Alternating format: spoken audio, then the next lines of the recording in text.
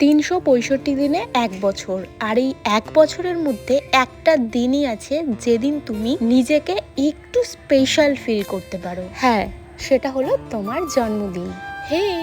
Hello everyone, আমি তনুশ্রী আবারও চলে এসেছি আমার বার্থডে স্পেশাল ব্লগ নিয়ে। আগের পার্টে আমার বার্থডের বেশ কিছু মেমোরি তোমাদের সাথে শেয়ার করেছি, এবার চলো বাকি মেমোরিটুকু তোমাদের সাথে শেয়ার করব।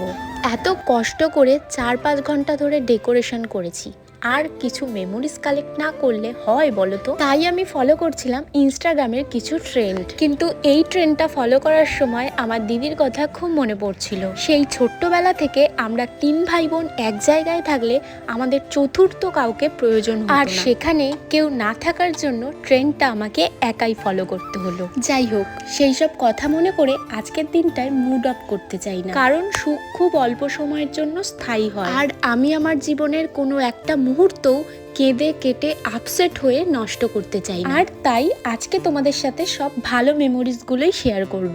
মা হওয়ার পর আমার সোনার সাথে আমার সেকেন্ড টাইম বার্থডে সেলিব্রেশন। আগের বছর এই দিনে তিতলির বয়স ছিল 8 মাস, ও কিন্তু একদমই ছোট ছিল।